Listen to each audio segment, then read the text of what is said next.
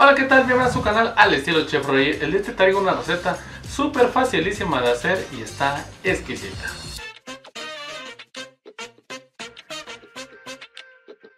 El día vamos a preparar estos riquísimos frijolitos. Es un caldo de frijol con carnita de res que está espectacular. Le vamos a dar un toque muy mexicano, va a estar bien saborizado, está delicioso, te lo recomiendo.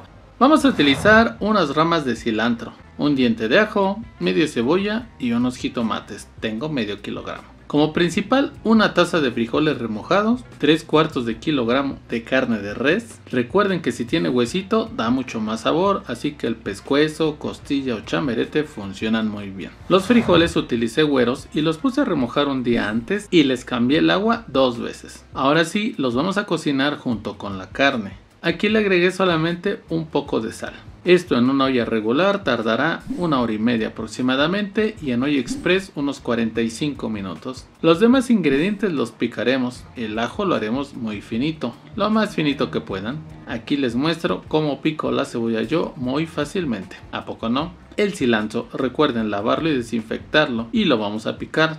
El jitomate, pues también, ya se la saben. Solo recuerden quitar la parte blanca central. Todo lo demás lo picaremos.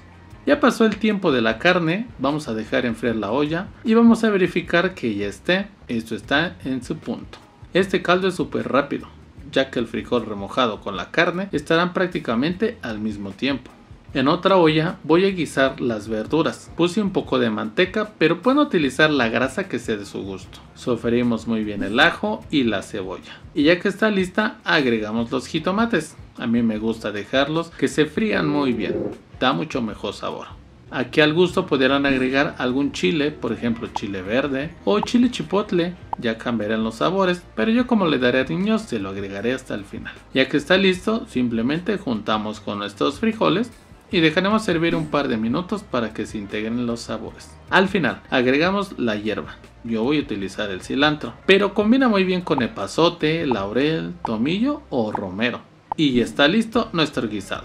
Lo servimos con frijolitos, carnita, queda buenísimo. Opcional, como mencioné, un poco de chile, cebolla fresca y limón combinarán genial. A mí como los caldos me gustan con aguacatito, pues vamos a darle rienda suelta.